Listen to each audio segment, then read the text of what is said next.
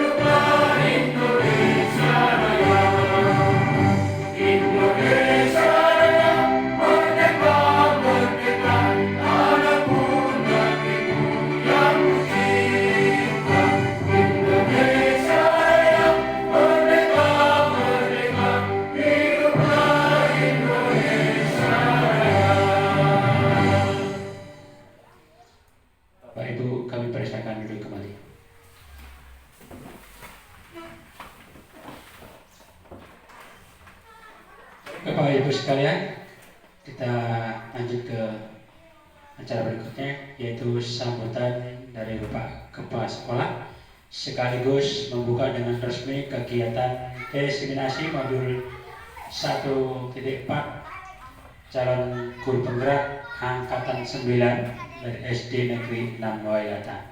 Kepada Bapak kami persilakan. Assalamualaikum warahmatullahi wabarakatuh. Pertama-tama marilah kita panjatkan puji syukur kehadirat Allah Subhanahu wa taala, Tuhan yang Maha Esa, karena atas perlindungannya kita diberi kesehatan, keselamatan sehingga sama-sama hadir di sini dalam rangka mengikuti diseminasi budaya modul positif angkatan guru penggerak angkatan 9 Kabupaten Buru Provinsi Maluku. Bapak Ibu sekalian, bicara tentang guru penggerak ini adalah suatu istilah yang baru dan yang baru sekolah kita baru satu orang lolos sebagai guru penggerak. Oleh karena itu kita selaku guru, terutama Bapak Ibu guru yang masih muda, cobalah mengikuti tes sebagai guru penggerak. Barangkali mungkin selain Pak Amsal saja, tapi mungkin bapak-bapak atau ibu yang lain yang bisa lolos sebagai guru penggerak. Dan ini adalah motivasi baru sebagai seorang guru yang kita logo kita adalah tutuhuri andayani. Itulah prinsip seorang guru. Tentunya terjemahan dari tutuhuri andayani kita semua tahu. Karena itu inilah kesempatan kita ke depan untuk memajukan inovasi-inovasi baru yang dicanangkan lewat guru. Setelah itu baru akan menikmati mutu pendidikannya lewat anak-anak kita. Oleh karena itu kita bersyukur bahwa kita sini sudah punya bekal satu orang. Oh, Bapak Ibu bayangkan satu kabupaten baru satu sekolah ini hanya satu orang yang lolos. Dan banyak di Kabupaten Buru sekitar 40-an saja yang baru lolos sebagai guru penggerak. Sedangkan angkatannya sudah sekian kalinya sampai Pak Amsal ini lolos di angkatan 9. Ini luar biasa yang nantinya merupakan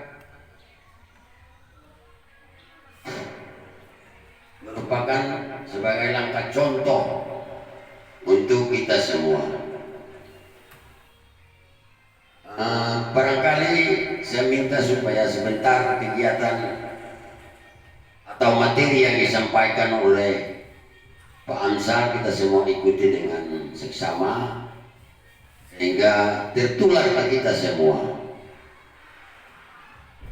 Mungkin itu saja yang disampaikan, dan yang terakhir dengan ucapan Bismillahirrahmanirrahim, acara diseminasi positif kegiatan saya buka dengan resmi. Sekian dan terima kasih. Assalamualaikum warahmatullahi wabarakatuh. Terima kasih kepada Bapak Kepala Sekolah. Berikut yaitu acara inti penyampaian materi dari Bapak Amsan Besan SPD MPD. Kepada Bapak kami persilakan. Terima kasih Pak MC atas kesempatan yang diberikan kepada saya. Ya, saya di sini saja. Jadi santai saja ya. Assalamualaikum warahmatullahi wabarakatuh. Salam sejahtera untuk kita sekalian. Kita kasih salam semangat dulu. Biasanya kalau kita di kelas kita berikan materi atau belajar untuk anak-anak, kita kasih semangat dulu ya. Jadi saya sampaikan selamat pagi. Kalian Bapak Ibu bilang pagi luar biasa ya. Selamat pagi.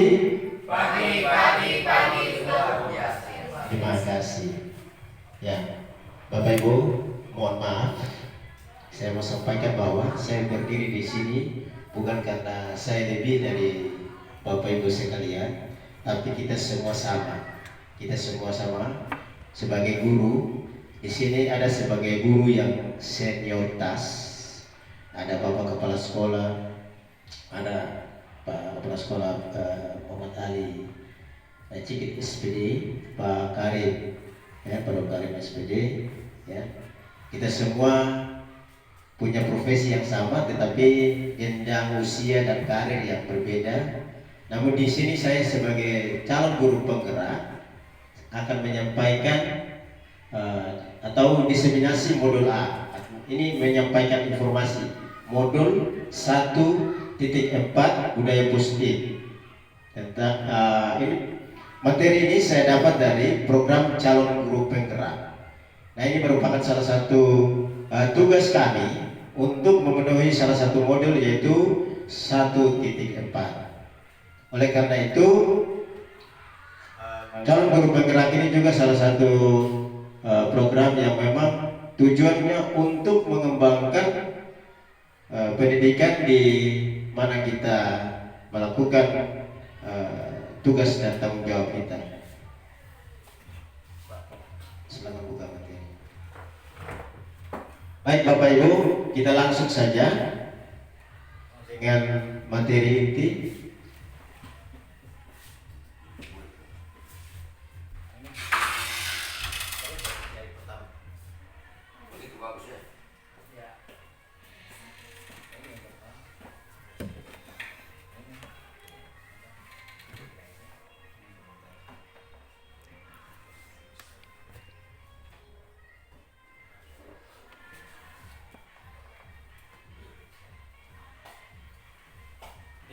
Diseminasi modul 1.4 tentang budaya positif.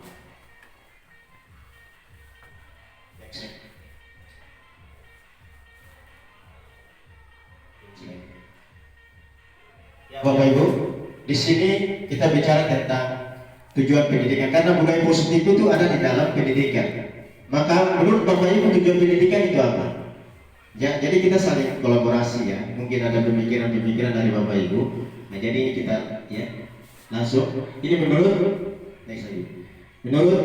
KHD ini Ki Hajar Dewantara. Jadi tujuan pendidikan adalah menuntut segala kodrat yang ada pada anak agar mereka dapat mencapai keselamatan dan kebahagiaan yang setinggi-tingginya, baik sebagai manusia maupun sebagai anggota masyarakat. Oleh sebab itu, pendidikan itu hanya dapat menuntut tumbuh dan atau hidupnya kekuatan kodrat yang ada pada anak agar dapat memperbaiki laku, bukan dasar lakunya. Jadi hidup dan tumbuhnya kekuatan kodrat anak. Berikut. Jadi tadi ada juga pemikiran dari Ki Hajar Dewantara bahwa sekolah itu sebagai ladang, kita sebagai petani. Kemudian anak-anak itu sebagai tumbuhan atau tanaman yang kita perlu pelihara mereka untuk menjadi bibit-bibit atau tanaman yang baik. Ya. Jadi itu menurut Ki Hajar Dewantara. Yang berikut di sini budaya positif yang merupakan tujuan kita di hari ini, yaitu budaya positif di sekolah, yaitu nilai dan kebiasaan di sekolah yang berpihak pada murid agar mereka dapat berkembang menjadi pribadi yang kritis, penuh hormat, dan bertanggung jawab sesuai dengan profil pelajar Pancasila. Jadi budaya positif di sekolah kita sudah laksanakan belum? Tentunya kita sudah laksanakan, yaitu membuang sampah pada tempatnya, ya, kemudian melakukan olahraga sopan santun sesama guru, sesama guru dengan murid, murid dengan guru, ya, sebaliknya begitu. Next. Ini kegiatan-kegiatan yang kita lakukan, yang saya ambil dari foto dokumentasi di sekolah kita. Kemudian konsep utama budaya positif. Konsep utama budaya positif ada berapa? Satu, perubahan paradigma belajar. Terus Pak. Yang kedua, disiplin positif. Terus yang ketiga, kebutuhan dasar manusia. 4 motivasi perilaku manusia, restitusi posisi kontrol guru, keyakinan kelas, 7 segitiga restitusi. Next. Ya, kita mulai dengan yang pertama yaitu paradigma belajar. Artinya dalam pembangunan budaya positif sekolah dapat menyediakan lingkungan positif, aman dan nyaman agar siswa mampu berpikir, bertindak dan menciptakan dengan merdeka, mandiri dan bertanggung jawab. Jadi perubahan paradigma dulunya itu kita kasar sama siswa, kita rubah bagaimana caranya membuat pendekatan supaya siswa itu tidak tertekan, siswa itu merasa merdeka. Bagaimana caranya? Ya, kita memiliki cara yang santun, yang harus ramah dengan anak supaya anak itu tidak tertekan. Barangkali saya sampaikan begitu, Bapak Ibu sudah paham. Yang berikut,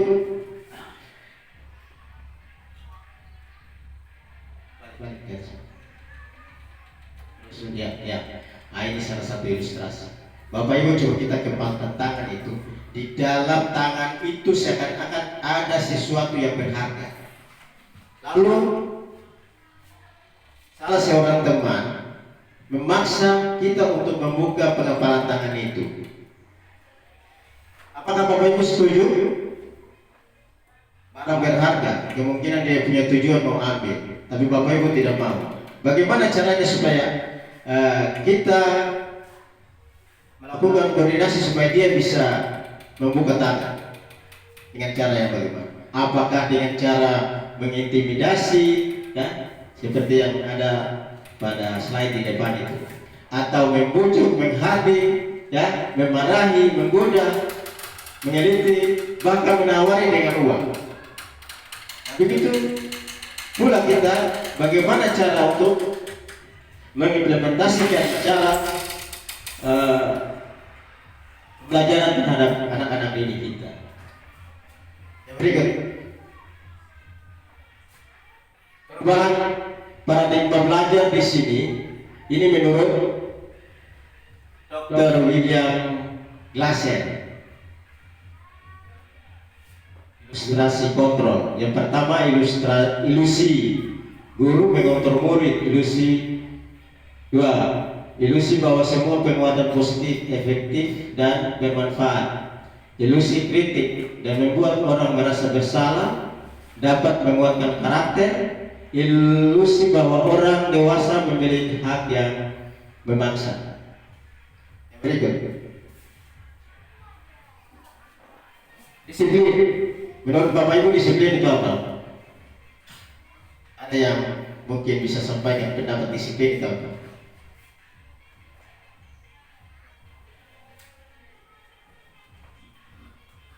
Apa manfaat disiplin?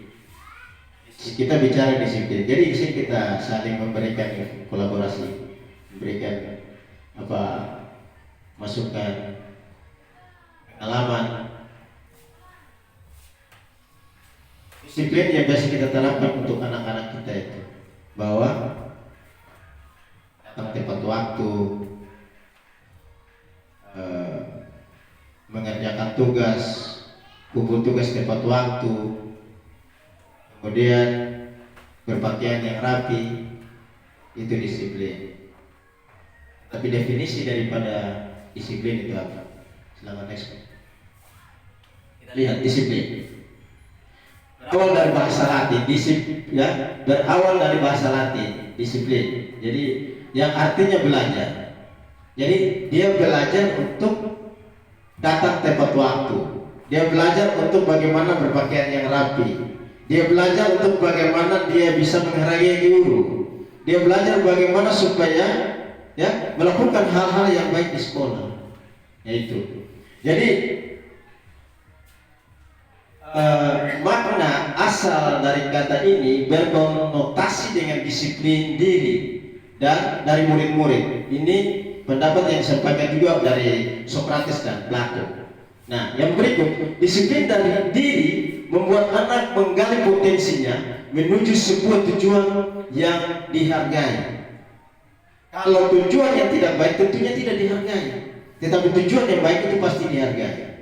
Yang berikut, namun dalam budaya kita, maka kata disiplin telah berubah menjadi sesuatu yang dilakukan seseorang pada orang lain untuk mendapatkan kepatuhan. Kecenderungan umum adalah menghubung kata disiplin dengan tidak nyaman, bukan dengan apa yang kita hargai atau pencapaian suatu tujuan mulia. Itu disiplin. Kalau orang tidak disiplin, pasti saja dia dinilai bahwa orang itu tidak jelas. Yang berikut, nah, disiplin adalah kemampuan memerintah diri sendiri dalam kontrol dan menguasai diri untuk memilih tindakan yang mengacu pada nilai-nilai yang kita hargai dengan penuh tanggung jawab tanpa terperintah orang lain. Nilai-nilai yang kita hargai adalah nilai kebajikan, ya, sifat positif manusia yang merupakan tujuan mulia yang ingin dicapai setiap individu, yaitu nilai-nilai dalam profil pelajar Pancasila. Yang berikut,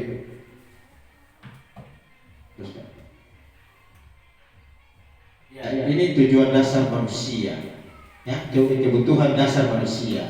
Jadi realitas atau kebutuhan setiap orang berbeda. Kita harus berusaha memahami pandangan orang lain tentang dunia. Setiap orang memiliki gambar yang berbeda. Nah, ini ada cinta kasih, jadi survival, kebutuhan hidup, cinta kasih, penguasaan, kesenangan, kebebasan, ya, itu dimiliki oleh setiap manusia. Kemudian yang berikut, ini ada satu ilustrasi lagi, mungkin Bapak Ibu bisa memberikan pendapat. Jadi Bu Ria, ini guru kelas 6 di SD Ungalahit, contoh, sedang bingung menghadapi ulas salah satu murid di kelas bernama Agus. Berapa anak telah datang dan mengeluh Agus yang seringkali meminta bekal makan siang mereka dengan paksa.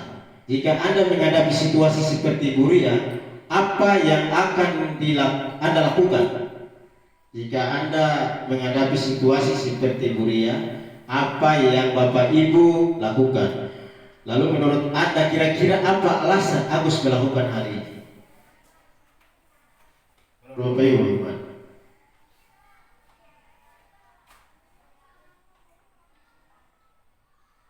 Ada maunya. Apa yang akan Bapak Ibu lakukan kalau menghadapi situasi seperti Bu Ria? Kan Pak, sudah bisa kasih atau Bu Esti, Pak Karim, kita diskusi saja.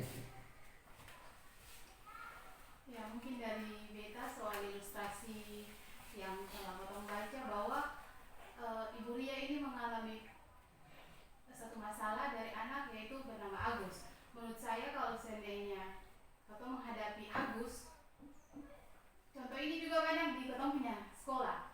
Jadi mungkin yang pertama Potong tanya alasan dulu, kenapa Agus seperti itu. Potong mesti cari tahu alasannya dia seperti apa. Terus, nah kemudian Potong harus menegur. Potong harus menegur dengan baik. Kalau memang tindakan yang dia lakukan masih terus menerus, berarti dia harus ambil tindakan. Ibu, terima kasih. Ada yang lain lagi? Bagus sekali Bu, luar biasa. Jadi di sini jangan saya yang terlalu banyak bicara, tapi Bapak Ibu juga mungkin bisa kontribusi pemikiran yang positif supaya bagaimana kita bisa membuka nalar pikir kita terkait dengan proses pembelajaran, dan ketika menghadapi murid itu ada caranya bagaimana, dan disinilah kita saling berdiskusi. Ada yang lain lagi? Mungkin tidak. Next one. Senang.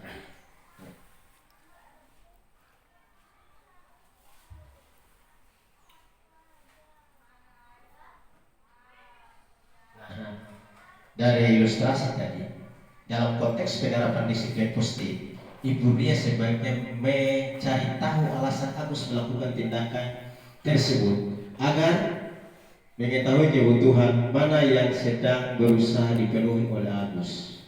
Itu yang ada 5 ya. Ada 5. 1, Agus lapar dan orang tuanya tidak membawakan makanan bekal makan siang. Yang kedua, teman Agus jadi perhatian Agus.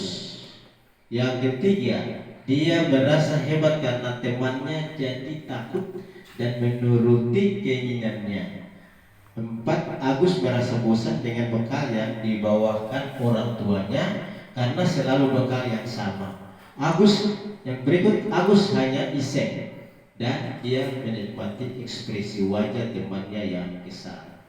Jadi kita harus tahu sifat, kita harus tahu masalah yang dihadapi oleh anak-anak kita di sekolah atau di kelas. Ini yang jadi perhatian kita, karena dari situlah kita bisa mengelola kelas, menerapkan materi kepada anak-anak dengan baik ketika kita sudah menyelesaikan masalah-masalah mereka. Jadi yang berikut,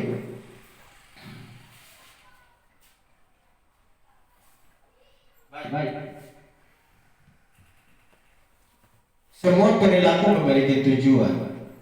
Jadi teori motivasi perilaku manusia yang pertama itu secara motivasi di luar atau eksternal. Itu yang pertama itu untuk menghindari ketidaknyamanan, hukuman. Jadi apa yang akan terjadi apabila saya tidak melakukan? Yang berikut, motivasi internal yang kedua, untuk mendapatkan imbalan dari orang lain, institusi, orang lain atau institusi. Apa yang akan saya dapatkan apabila saya melakukan? Jadi tadi apa yang akan terjadi apabila saya tidak melakukan, dan apa yang akan saya dapatkan apabila saya lakukan. Dia menuntut belum masih baik.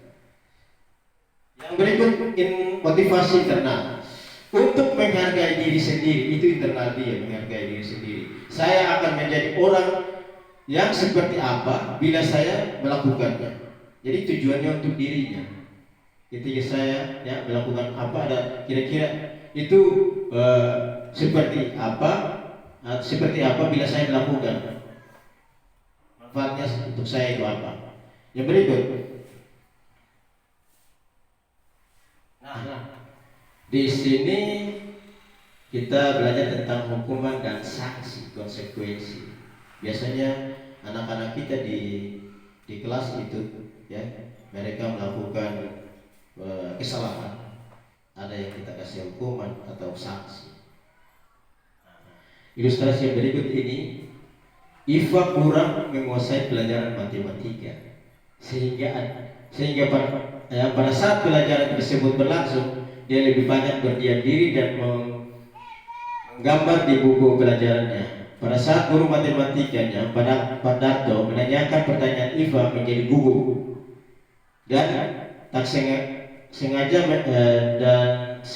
menjatuhkan tasnya dari kursi, serta tiba-tiba menjadi gagap pada saat berupaya menjawab. Seluruh kelas pun tertawa melihat perilaku Iva yang bisa bicara tergagap dan terkejut tersebut. Pak Darto pada saat itu membicarakan teman-teman Iva, menertawakan Iva yang tergagap dan malu luar biasa, dan malahan minta Iva untuk maju ke depan dan berdiri di depan kelas sambil menunjuk hidungnya karena tidak bisa menjawab pertanyaan Pak Darto.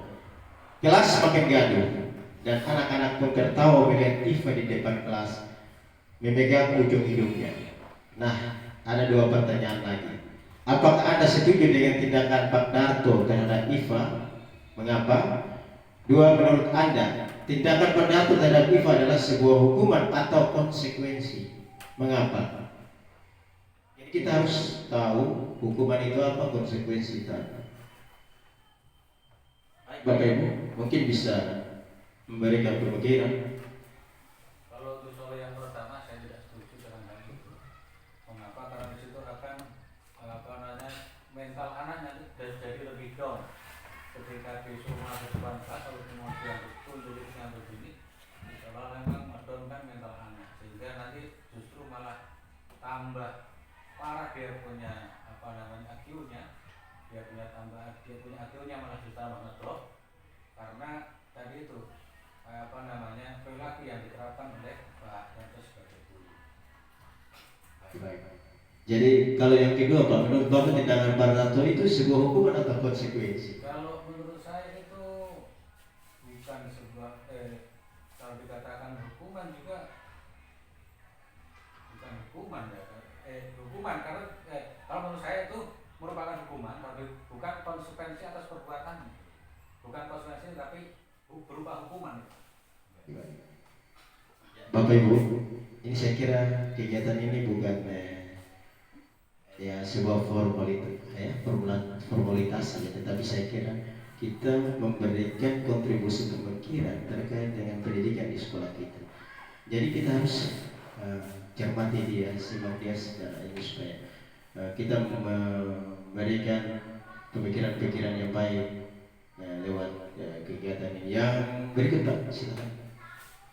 Next. Iya, silakan Pak. Pak, terus. Kalau menurut saya di pertanyaan nomor satu itu berkaitan tentang hukuman tadi. Seharusnya seorang guru jangan langsung mengambil hukuman terhadap anak, tapi sebaiknya bertanya dulu kepada anak, karena kayaknya dalam bahasa ini mungkin anak mengalami sesuatu kendala di dalam dirinya sehingga dia kurang konsentrasi terhadap guru yang memberikan materi. Jadi sebaiknya jangan memberikan hukuman dulu, tapi ditanya dulu kepada si bersangkutan. Alasan dia tidak mengikuti materi, alasannya apa?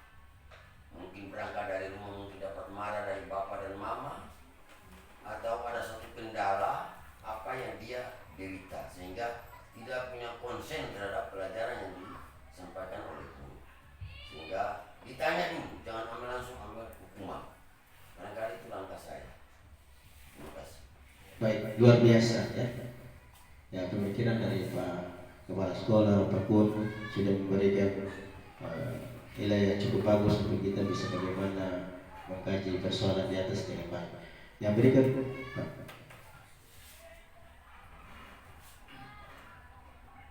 Nah, hukuman dan sanksi atau konsekuensi ada dua ya. Faktor ini identitas gagal, identitas sukses. Hukuman, lalu disiplin, konsekuensi dan restitusi. Hukuman ya contoh, hukuman sesuatu yang menyakitkan harus terjadi, itu hukuman.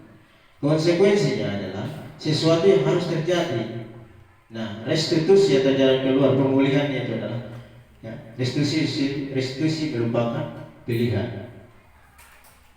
Kemudian tidak nyaman untuk murid anak ya, untuk jangka waktu penting.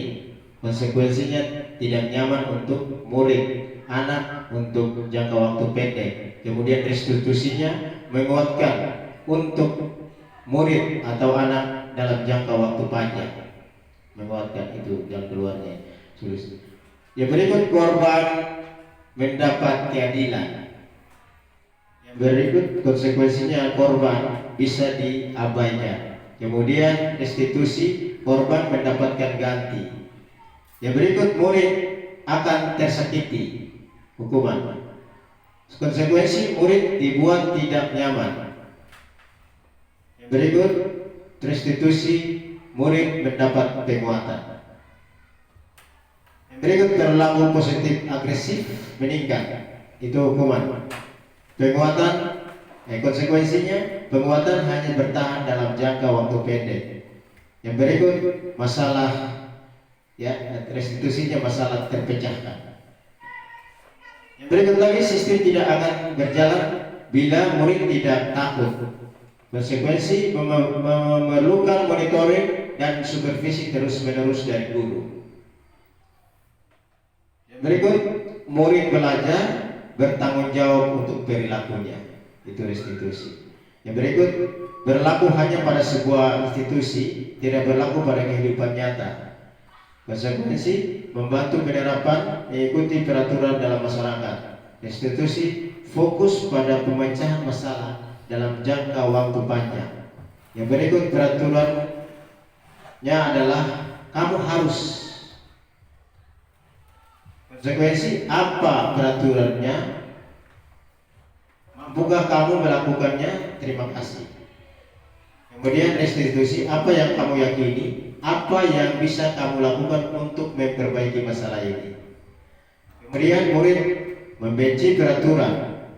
Kemudian konsekuensi, murid menghormati peraturan. Dan yang berikut restitusi, murid menghormati dirinya dan orang lain.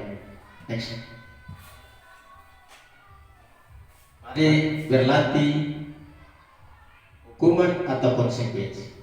Bapak Ibu bisa mengisi kolom-kolom ini, ya. Sekarang lari mengelilingi lapangan basket 2 kali karena terlambat hadir sekolah. Bapak Ibu bisa isi hukuman atau konsekuensi. Konsekuensi, iya. Baik. Yang berikut, membersihkan coretan yang dibuatnya di meja tulis. Hukuman atau konsekuensi? Di atas tadi konsekuensi, di sini kedua. Baik, ini saya kira butuh analisa tentang masalah yang ada di depan. Jadi membersihkan coretan yang dibuat di meja tulis, hukuman atau konsekuensi? Konsekuensi. Murid yang berikut, murid push up 15 kali karena tidak menggunakan masker di sekolah. Hukuman. Baik, konsekuensi, hukuman. Yang berikut, menggantikan kertas tugas yang telah dicoret-coret. Konsekuensi atau hukuman? Sanksi. Ya, konsekuensi. Yang berikut, berjemur di lapangan basket pada pukul 12.00 siang karena ngobrol dengan teman. Hukuman. Murid diminta bertelanjang kaki sepanjang hari karena tidak menggunakan sepatu warna hitam sesuai peraturan sekolah. Hukuman. Baik. Berdiri di depan kelas sambil mengangkat kaki 1 karena tidak bisa menjawab pertanyaan. Hukuman. Baik. Berikut Pak, kita lihat hasilnya. Di atas, lari mengelilingi lapangan basket 2 kali karena terlambat hadir di sekolah. Itu hukuman. Membersihkan coretan yang dibuatnya di meja tulis, itu konsekuensi. Murid berusaha 15 kali karena tidak menggunakan masker di sekolah, hukuman. Ya, jadi itu tadi. Saya kira Bapak Ibu, itulah jawabannya. Hukuman. Jadi kita bisa bedakan hukuman dan konsekuensi. Yang berikut, restitusi, posisi kontrol guru.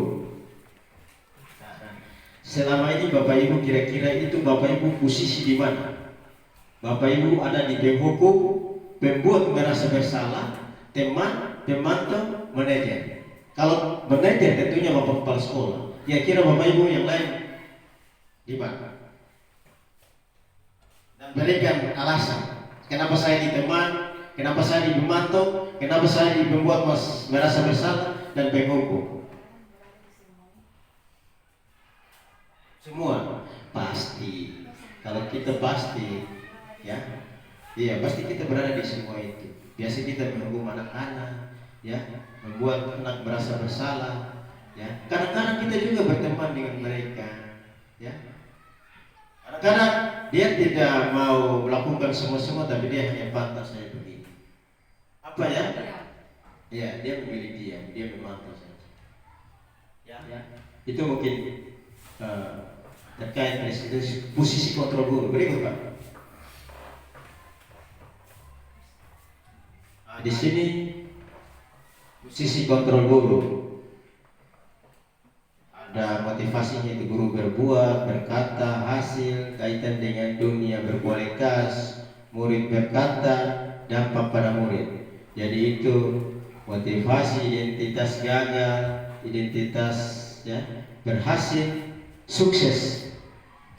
Kemudian identitas berhasil, sukses ya, atau kontrol diri.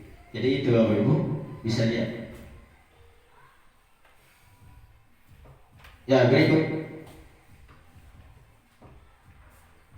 posisi kontrol guru.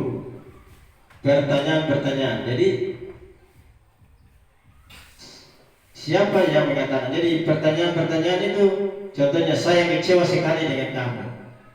Kita sampaikan kepada anak.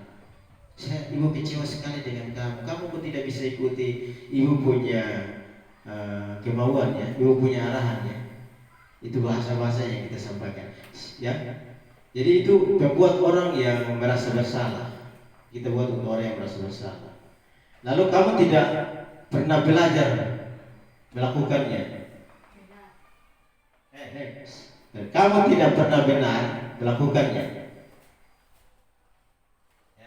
Jadi siapa yang mengatakan? Penghukum yang bilang. Kemudian ayolah lakukan diri ibu atau bapak. Itu teman, bahasa teman. Kemudian apakah kamu mau mendapatkan stiker bintang dari ini pemantau ya, pemantau yang katakan begitu. Begitu pula manajer, bagaimana kamu bisa menyelesaikan masalah ini? Itu kalau masalah sampai sudah terakhir eksekusi kepala sekolah ya, kepala sekolah tinggal. Bagaimana kamu bisa menyelesaikan masalah ini? Jadi ada kasus-kasus yang nanti akan kita lihat juga. Kamu selalu yang paling terakhir. Kamu selalu yang paling terakhir. Itu penghukum bilang. Dan itu dia sudah marah. Dan pasti ada ya hukuman yang dia diberikan. Yang berikut. Nah ini kasus satu lagi. Pada hari Senin Pak Afi tidak masuk sekolah. Pak Afi merupakan guru matematika saat itu. Bu Ria menggantikan Pak Afi. Bu Rina baru 1 tahun menjadi guru SMP.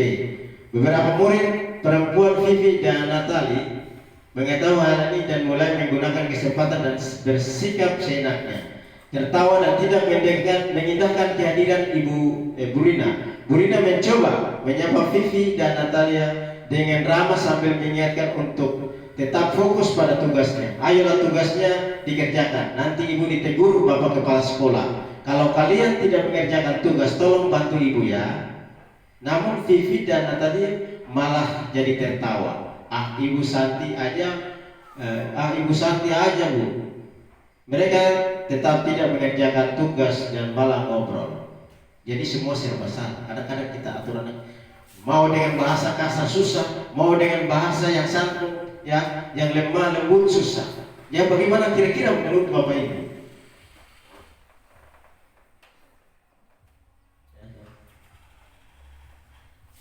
Pasti saja kita cari jalan keluar supaya mereka bisa mengerjakan tugas yang disampaikan oleh Bu Rina. Yang berikut, kasus yang berikut. Kasus yang kedua itu Anto dan Dino sedang bermain di lapangan basket dan tiba-tiba saat itu guru piket langsung melerai mereka dan membawa mereka ke ruangan kepala sekolah. Ibu Suti sebagai kepala sekolah berupaya menenangkan ya. Bagaimana Ibu? Ibu Suti sebagai kepala sekolah berupaya menenangkan keduanya, terutama Dino. Dino sepertinya kamu saat ini sedang marah sekali mendengar hal ini. Dino pun mengalir bercerita tentang kesalahan hatinya. Ibu Suti pun melanjutkan bahwa membuat kesalahan adalah hal yang manusiawi dan bahwa mempertahankan diri adalah hal yang penting. Namun meminta Dino memikirkan cara lain mungkin lebih efektif karena saat ini Dino berada di ruang kepala sekolah. Next.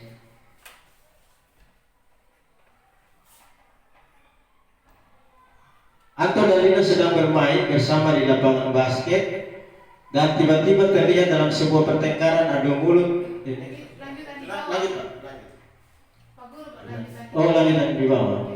Ada di poin 2.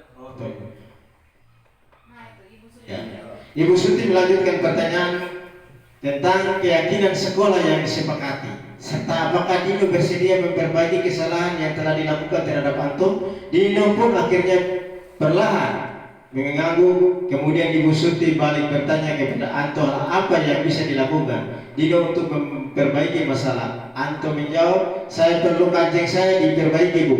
Ibu saya akan sangat marah kalau melihat kancing baju saya sampai copot 3 kancing begini. Ibu Suti pun kembali bertanya ke Dino apakah yang akan dilakukan untuk menggantikan 3 kancing Anto yang terlepas. Bukan Ibu Suti yang ini ya, maaf. Berikut Pak. Dino berpikir sejenak, namun menjawab, wah tidak tahu Bu, saya lem kembali. Mungkin ya Bu. Bu Suti berpikir sebentar dan menanggapi, kalau dilem akan mudah terlepas kembali Dino. Bagaimana kalau kamu menjahit saja? Bersedia kamu? Dino tampak ragu-ragu dan menanggapi, menjahit? Mana saya tahu bagaimana menjahit Bu. Ibu Suti meneruskan, apakah kamu bersedia belajar menjahit? Dino berpikir sejenak, memandang ke meja Anto dan menanggapi, yang mengajari saya siapa Bu?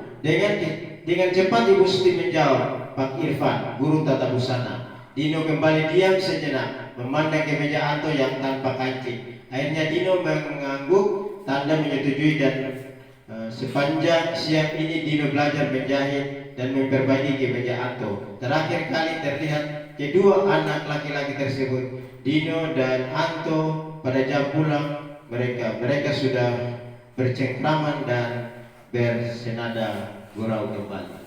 Jadi Bapak Ibu, itu meja Dino, ke meja siapa? Anto ya. Anto terlepas.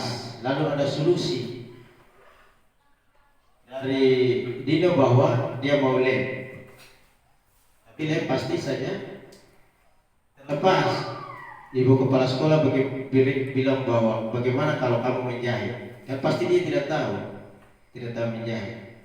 Dia belajar menjahit. Tapi itu solusi-solusi yang sengaja disampaikan untuk bagaimana bisa menyelesaikan masalah dengan kesepakatan mas kelas yang telah dibuat. Yang berikut, keyakinan kelas.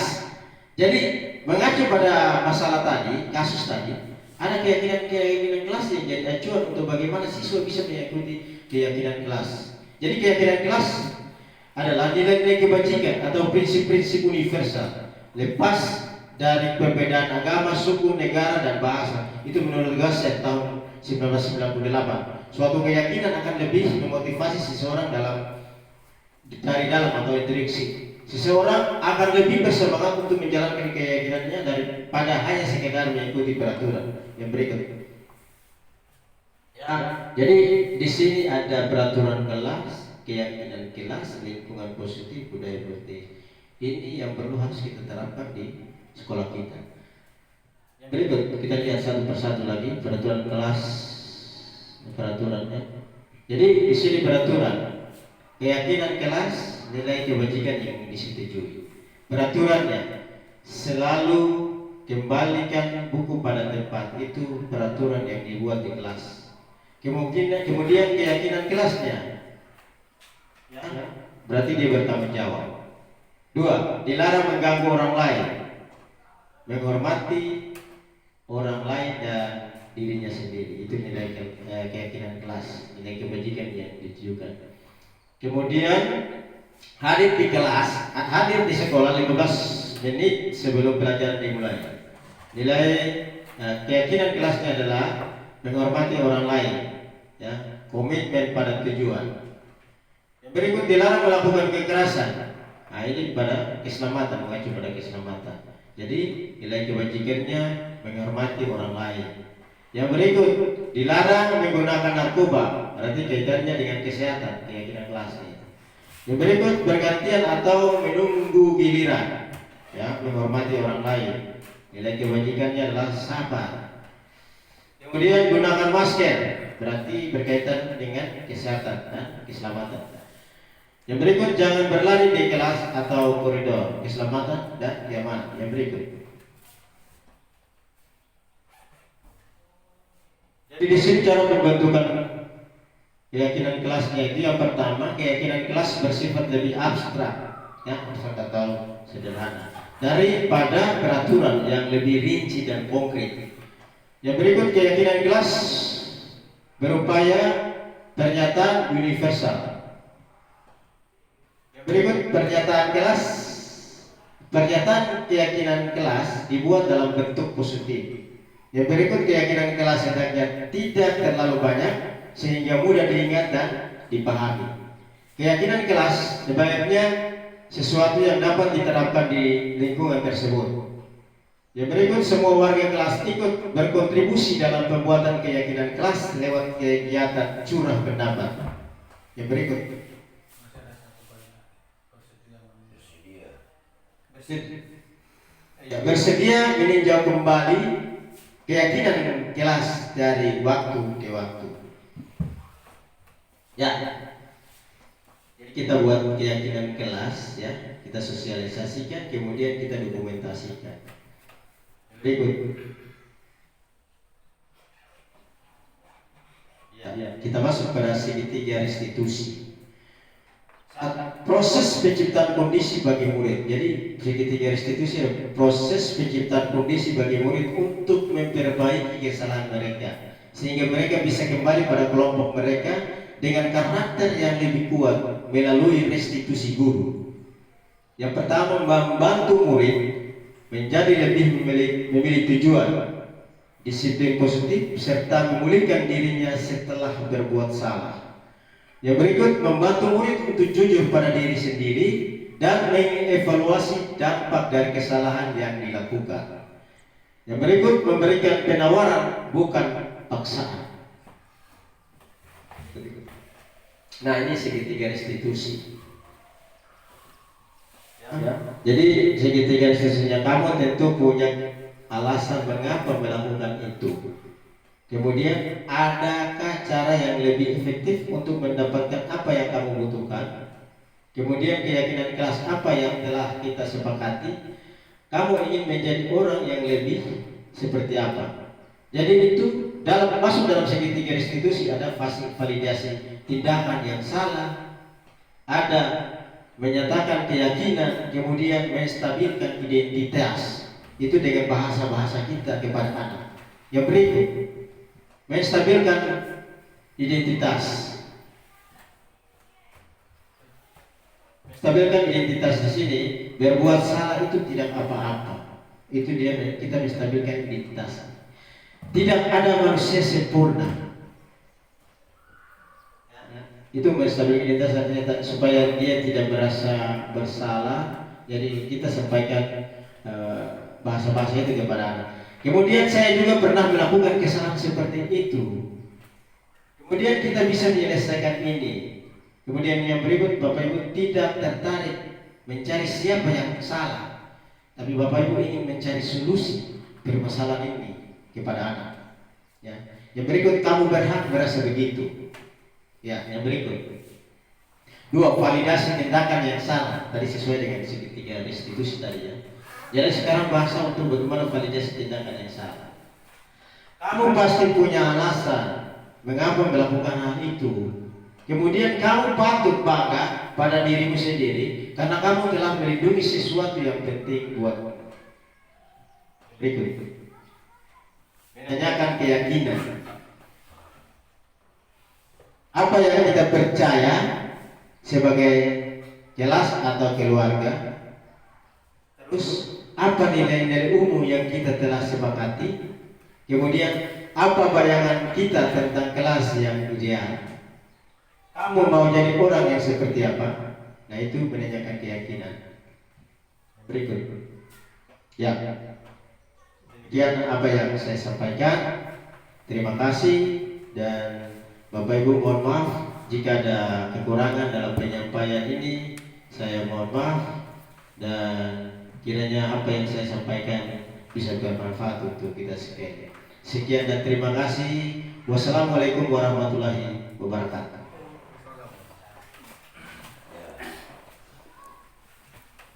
Demikian Bapak Ibu, kita beri aplaus dulu kepada Bapak Hamsan. Terima kasih.